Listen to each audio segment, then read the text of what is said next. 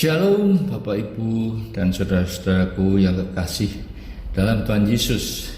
Mari kita bersama-sama mempelajari firman Tuhan lagi. Dan marilah kita berdoa. Bapa kami yang ada di dalam surga yang mulia, terima kasih ya Tuhan untuk pemeliharaan-Mu, untuk berkat-Mu, untuk kesehatan yang Kau berikan kepada kami, sehingga kami boleh kembali mempelajari firman-Mu ya Tuhan. Bapa, Kau urapi lidah bibir hamba-Mu untuk memberitakan apa yang menjadi keinginan dan isi hati-Mu ya Bapa. Dan Roh Kudus urapilah juga hamba-Mu dan juga pendengar firman ini, agar mereka mengerti, mendapatkan hikmat untuk mengerti akan kebenaran firman-Mu dan melakukannya dalam kehidupan mereka sehari-hari. Terima kasih Tuhan, berbicaralah, kami siap untuk mendengarkan.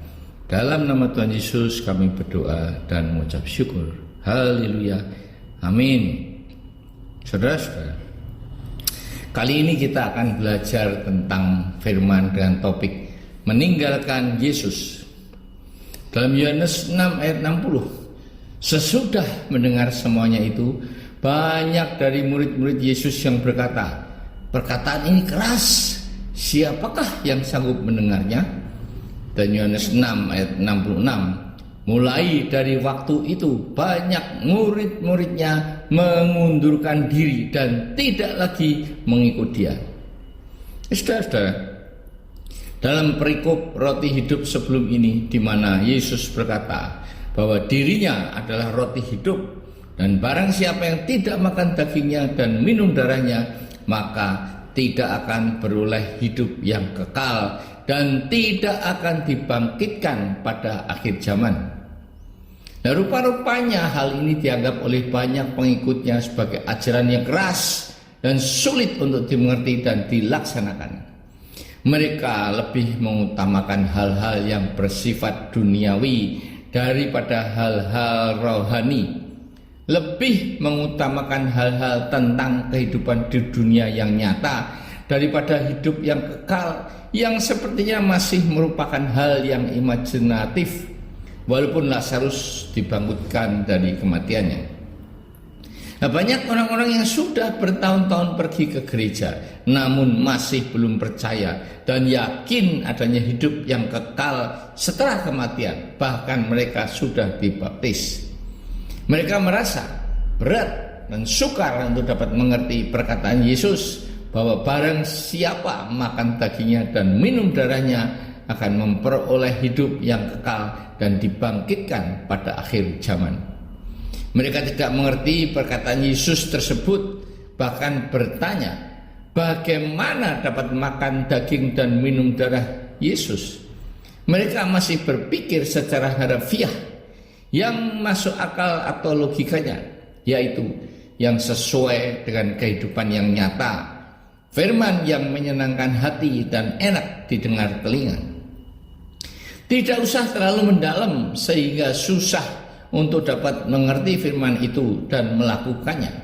Urusan hidup kekal ya nanti saja setelah kematian. Seperti dalam 1 Korintus 3 ayat 2. Susulah yang kuberikan kepadamu, bukanlah makanan keras, sebab kamu belum dapat menerimanya, dan sekarang pun kamu belum dapat menerimanya. Saudara-saudaraku, susu adalah makanan bagi bayi yang pencernaannya masih belum dapat menerima makanan yang keras dan juga belum mempunyai gigi untuk mengunyah. Mereka hanya dapat menangis ketika lapar, sehingga langsung diberikan susu. Sekalipun sudah tersedia susu di botol dengan dotnya, mereka belum dapat berusaha sendiri untuk mengambil, apalagi meminumnya. Bayi itu masih ngompol dan ngobrol.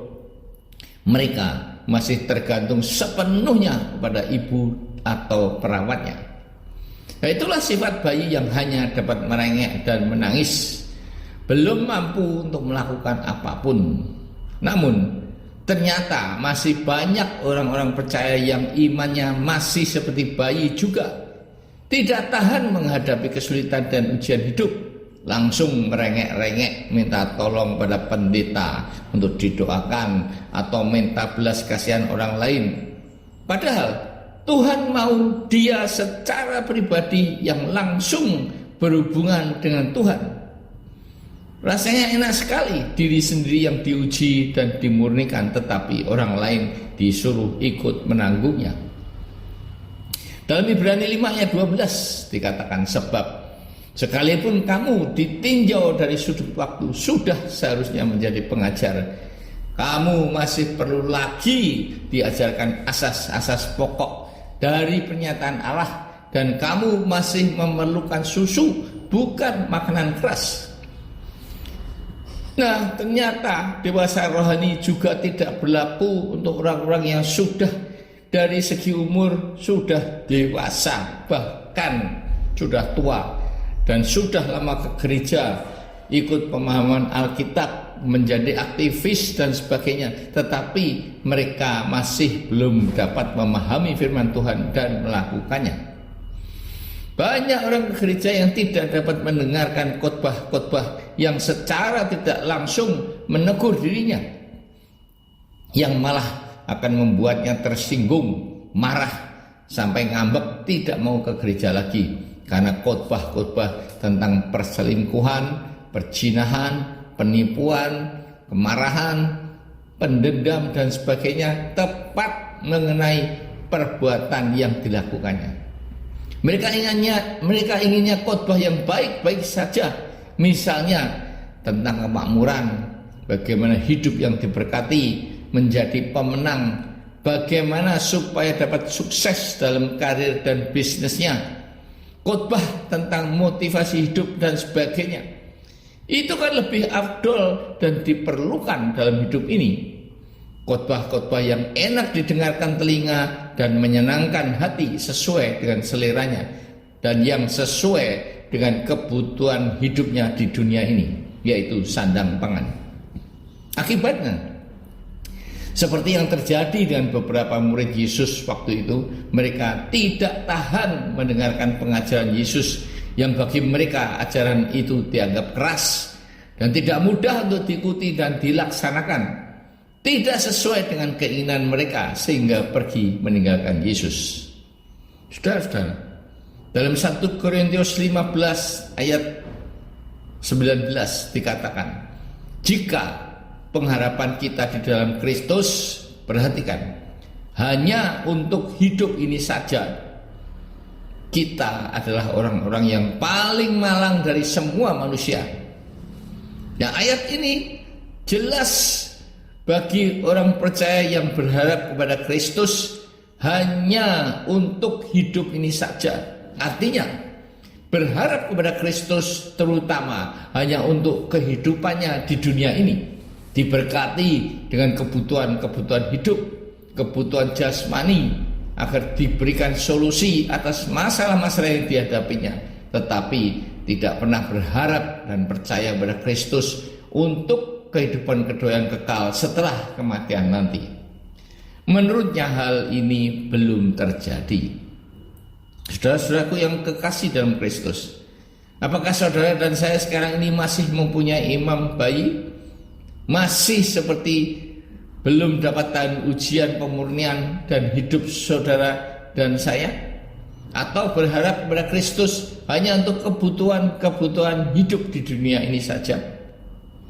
Nah, kiranya firman ini mengingatkan dan menyadarkan saudara dan saya bahwa untuk mempunyai level iman yang lebih tinggi maka diperlukan ujian dan pemurnian yang lebih berat juga. Kristus menginginkan agar saudara dan saya langsung menghadapinya sendiri, berdoa sendiri, menyandarkan hidup saudara dan saya sepenuhnya hanya kepada Kristus saja, bukan bersandar kepada kekuatan dan kemampuan diri kita sendiri ataupun juga kepada manusia yang lain. Amin. Marilah kita berdoa. Tuhan, terima kasih atas firman-Mu yang mengingatkan kami untuk tidak seperti pengikut-pengikut-Mu saat itu yang meninggalkan Engkau karena tidak sanggup untuk hidup dalam kebenaran dan kekudusan. Karena kami juga masih ingin menikmati hidup keduniawian. Ajarlah kami untuk tetap patuh, setia, dan taat bergantung, berserah, dan percaya sepenuhnya kepadamu Tuhan, karena janjimu bahwa jika kami melakukan hal ini, maka kami tidak akan dikecewakan ataupun dipermalukan. Kami berdoa bagi mereka yang sedang sakit, tolong Tuhan, berbelas kasihanlah dan jamahlah agar mereka sembuh dalam nama Tuhan Yesus. Kami percaya karena bilur-bilur-Mu yang menyembuhkan. Dan bagi mereka yang saat ini sedang mengalami kesulitan, baik dalam pekerjaan ataupun bisnisnya atau masalah keluarga, keuangan dan sebagainya, Tuhan tolonglah mereka. Kau beri kekuatan untuk menanggung dan menghadapi kesulitan-kesulitan itu, dan seperti janjimu bahwa Engkau akan memberikan jalan keluar karena Engkau adalah Allah yang adil dan setia. Terima kasih Tuhan, hamba-Mu sudah selesai berbicara, tetapi biarlah Roh Kudus tetap terus bekerja untuk menghibur, memimpin anak-anak-Mu yang mendengarkan firman ini, agar tetap hidup di dalam damai sejahtera dan sukacita yang melampaui segala akal. Apapun yang terjadi Tuhan, Engkau selalu baik. Dalam nama Tuhan Yesus kami berdoa dan mengucap syukur. Haleluya. Amin.